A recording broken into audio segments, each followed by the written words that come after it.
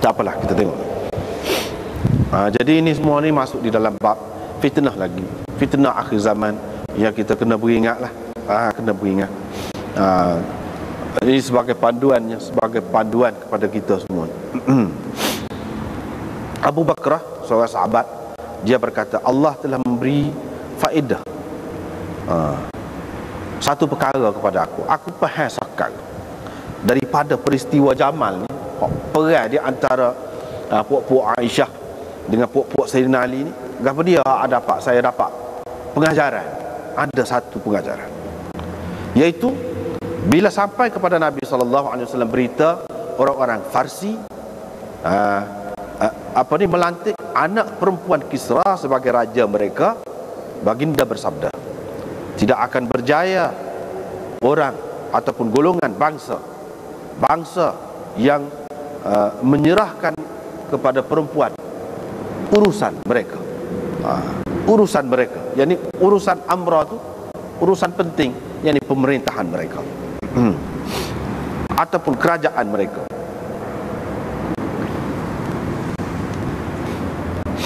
Jadi itu hak baru ni kita bertiskat tu.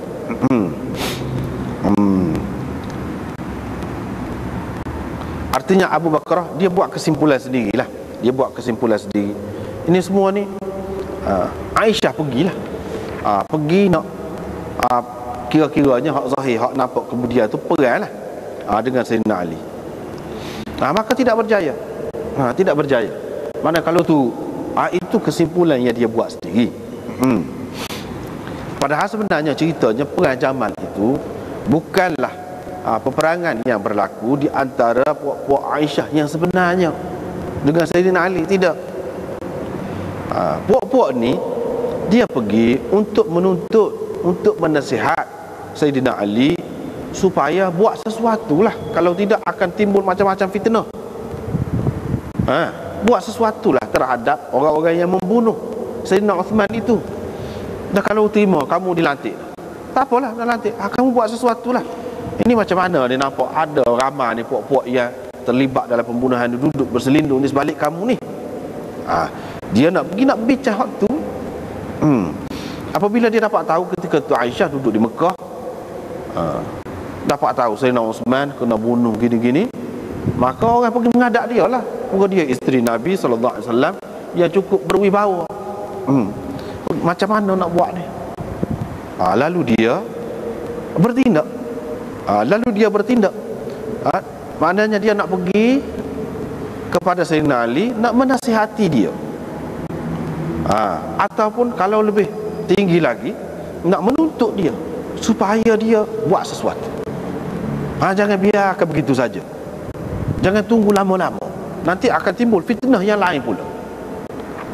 Itu maksudnya. Tetapi puak-puak yang membunuh Sayyidina Uthman ini, dia bimbang. Dia takut kalau Sayyidina Ali dengarlah buah Sayyidatina Aisyah ni, nasihat dia ni. Jadi bukan Aisyah saja, Zubair bin Awwam, salah seorang sahabat 10 tu, Talhah bin Ubaidillah, ini pun sahabat 10 juga, duduk bersama dengan Aisyah. Mana jadi nampak Aisyah ni betul, bukan nak pergi perang. Tetapi cerita kemudian ni duduk sebar. Cerita kemudian dia duduk sebar. Apa? Dia kata demon ni nak pergi perang, nak pergi serang Sayyidina Ali. Padahal tidak begitu. Bukan nak pergi serang.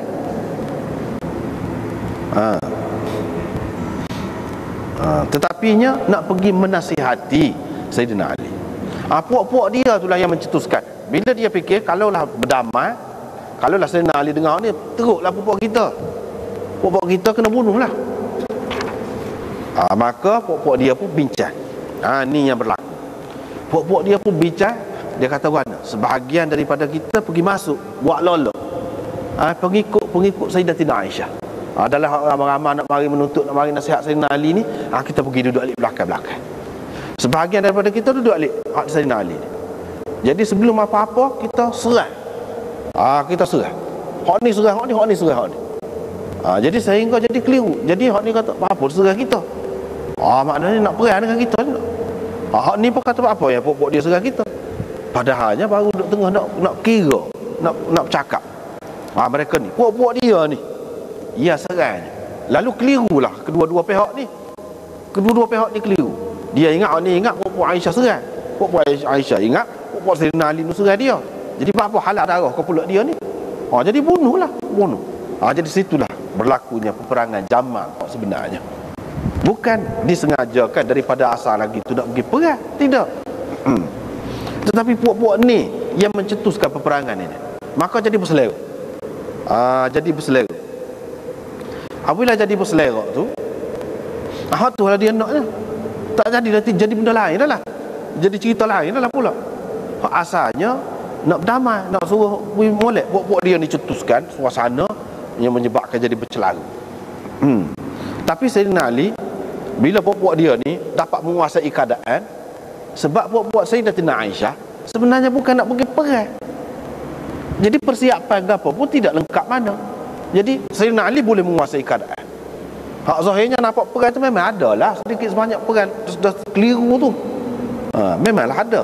Tapi asalnya dicetuskan oleh puak-puak munafikin ini. Puak-puak Ibnu Sabah dicetuskan oleh demon ni. Dengan sebab itu, bila Sayyidina Ali dapat menguasai keadaan, Sayyidatina Aisyah, dia tetap hormat kepada Sayyidatina Aisyah. Dia hantar balik. Dengan tidak apa-apa. Jangan siapa-siapa buat. Kalau hak ni perang ni, katakanlah kita benar, buat dia kita sudah kuasai dah, harta benda dia jangan jadi sebagai ghanimah. Tidak, sama Islam. Ghanimah ni perang dengan orang kafir. Sayyidina Ali larang, kena hormat. Hak mana apa lari jangan hamba. Hak mana mati jangan buat apa-apa. Tanam sebagai seorang Islam. Gitu kata Sayyidina Ali. Jadi tak ada gapo ni. Cumanya macam Abu Bakar, dia membuat kesimpulan. Ini silaplah, satu kesilapan pada pendapat dia. Sayyidatina Aisyah pergi dah orang turut. Mana Nabi SAW pernah kata dulu, apabila perempuan hak Parsi tu jadi raja, tak lama lepas pada tu hancur bapak dia. Jadi Abu Bakar buat kesimpulan sendiri. Bukan bermakna tak boleh nak lantik perempuan sama sekali jadi pemimpin. Jadi hak kemudiannya ramai ulama-ulama dia faham daripada hadis ni lah, perempuan dia tak boleh mereka. Mana kalau zaman sekarang dia tak boleh jadi tok wakil, tak boleh jadi hakim, tak boleh jadi gapo. Sedangkan dalam Hasyiah ni ada sebut ni benda khilaf lagi tu. Benda khilaf lagi. Dan kita tak boleh buat hujah dengan ni. Hak ni Nabi SAW tujukan kepada puak-puak Parsi tu. Dia isyaratkan kepada puak-puak Parsi tu. Kalaulah maksudnya perempuan ni tak boleh memimpin langsung, tentulah Sayyidina Umar tidak melantik misalnya Syifa binti Abdillah, seorang sahabiah, untuk menjadi ketua bahagian bandaran. Dia yang kawal bandar Syifa, bandar Madinah. Sayyidina Umar lantik. Kalau tak boleh, semua perempuan dia tak boleh lantik, apa dia buat gitu. Dan Sayyidatina Aisyah, dia pergi dengan maksud nak menasihati Sayyidina Ali. Tak boleh kah? Maksud dia molek. Dia tahu kalau dengan maksud molek, perempuan boleh keluar daripada rumah, boleh pergi nasihat, boleh cara bak politik, bak gapo ni boleh. Gitu hak Aisyah faham. Cuma apa yang berlaku ni sesuatu yang tidak diduga. Kita tak boleh kata itulah akibat dah muka perempuan. Hak lelaki pun ada juga, hak mereka perai juga. Hak lelaki pun Saddam Hussein ke apa tu, bawah dia lah jadi perai pahlawan ni tu. Dan hak lain-lain lagi lelaki. Tidak nanti perempuan hak nak berlaku tu. Hak ni cerita lain. Tetapi hak maksud asalnya nak pergi. Kalau dengan maksud molek untuk mendamaikan orang-orang Islam, tak apa orang perempuan pun terlibat.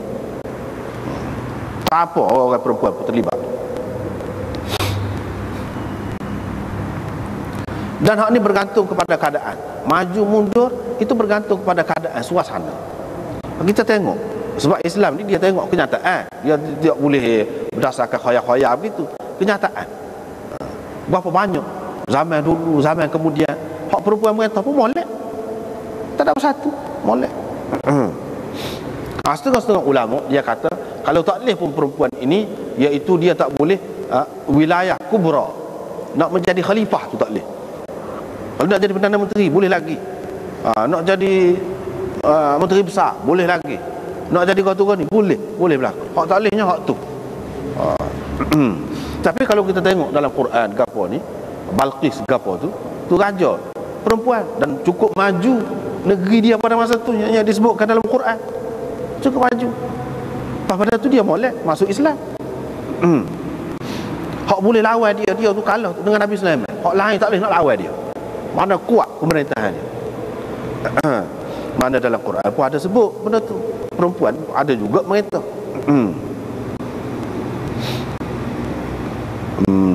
Cuma di sini Abu Bakar dia faham sendiri. Supaya perkara-perkara lain dalam bab lain, dalam bab fiqh. Orang ni dia faham gini. Orang ni dia faham gini, tu sahabat faham. Tidak mesti kita faham lagu semua mengikut fahaman dia tu. Yang Aisyah sendiri tu dia tak tahu kah?